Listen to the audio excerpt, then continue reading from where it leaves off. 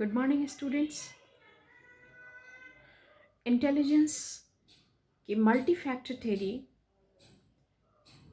का ये दूसरा वीडियो है और मैं कोशिश करूँगी कि आप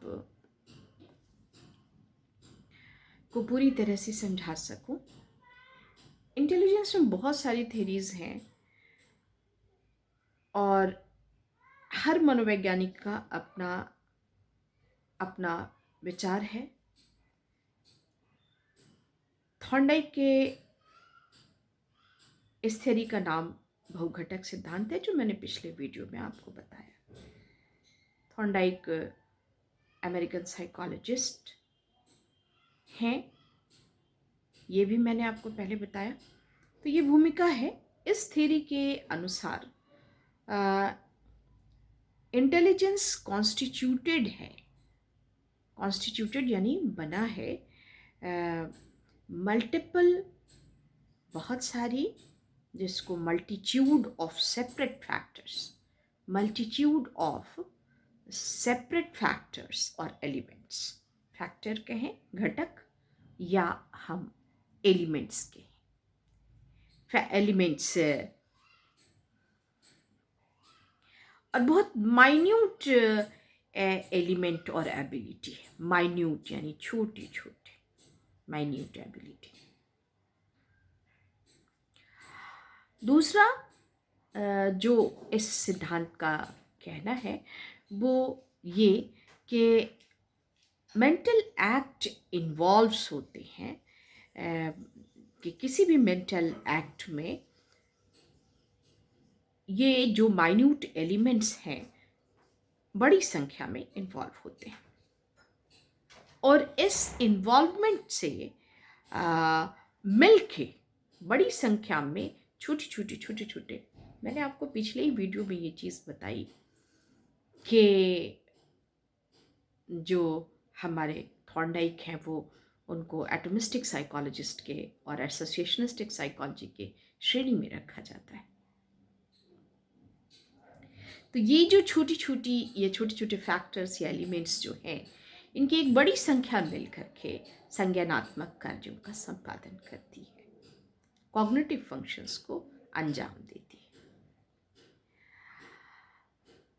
अगर दो टास्क जो हैं आपस में कोरिलेटेड हैं, सहसंबंधित हैं, और डिग्री ऑफ जो कोरिलेशन है, जो डिग्री ऑफ कोरिलेशन, जो मात्रा है सहसंबंध की, ये डिपेंड करती है कि कितने कॉमन मेंटल एबिलिटीज़ या इंटेलेक्चुअल एबिलिटीज़ जो हैं वो इन दोनों टास्क में कॉमन है।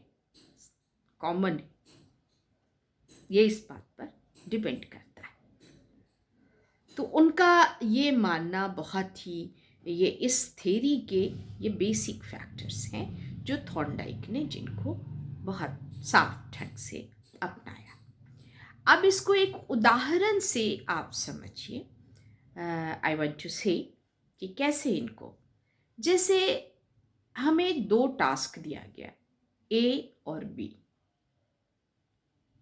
नाम रखते हैं, कोई भी चीज़ हो सकती है, रीजनिंग हो सकता है, एप्टीट्यूड टेस्ट होता है, पर्सनैलिटी टेस्ट होते हैं, आईक्यू टेस्ट होते हैं, बहुत सारे, कोई task, mental work, but mental work, जैसे हम उसको कहते हैं ए और बी।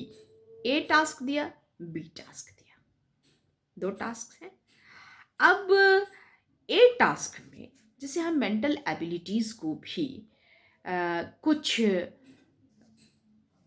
न्यूमेरिकल नेम दे देते हैं। जैसे हर मेंटल एबिलिटी का जो हमारे एबिलिटीज़ जो हैं, घटक जो हैं, एलिमेंट्स जो हैं, उनको हम न्यूमेरिकल नाम देते हैं।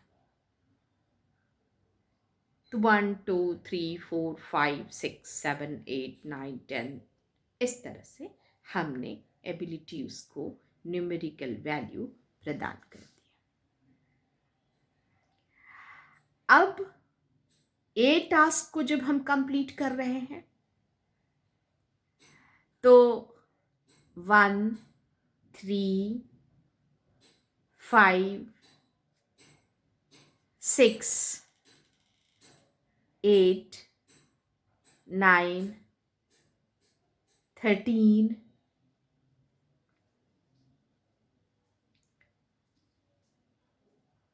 ये इतने एबिलिटीज का इन्वॉल्वमेंट उस संज्ञानात्मक समस्या के समाधान में हुआ। बात समझ में आई? सिंबॉलिक है। मान लीजिए रीजनिंग दिया गया आपको, तो उसमें इतने आपको जैसे 1, 3, 4, 1, 3, 4, 7, 8, 10 एंड 13 सम्मिलित होते हैं। समझिए इस चीज को।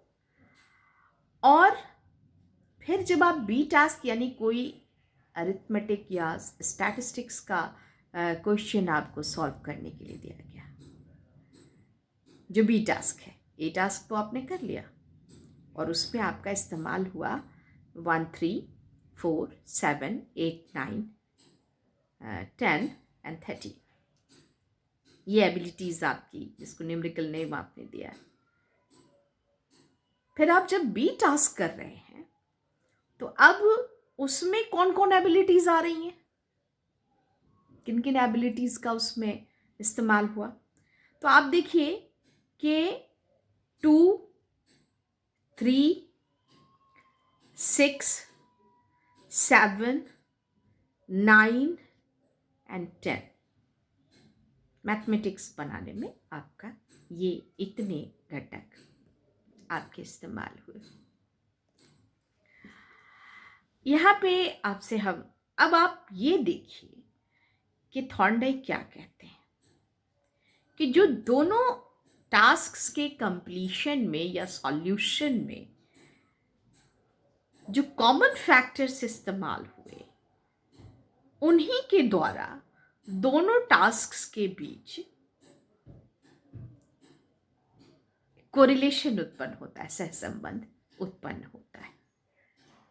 यानी जो रीजनिंग ज्यादा कोरिलेशन उत्पन्न होता है, यानी सहसंबंध उत्पन्न होता है। अब जब आप अपने ध्यान से देखेंगे तो आप देखेंगे कि टास्क ए के कंप्लीट होने में और टास्क बी के कंप्लीट होने में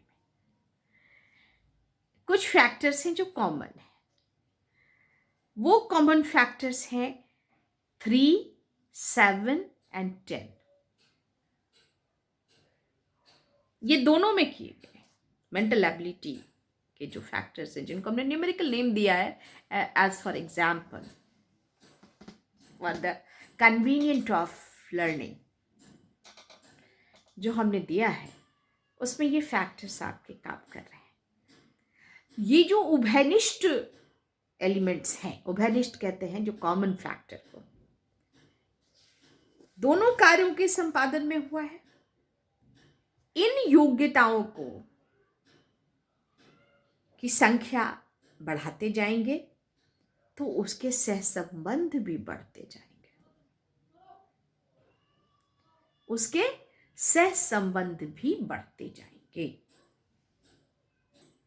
थॉर्नडाइक ये भी मानते हैं कि सभी मानसिक क्रियाओं के संपादन में कुछ ना कुछ योग्यताओं का कॉमन होना या उभयनिष्ठ होना स्वाभाविक है।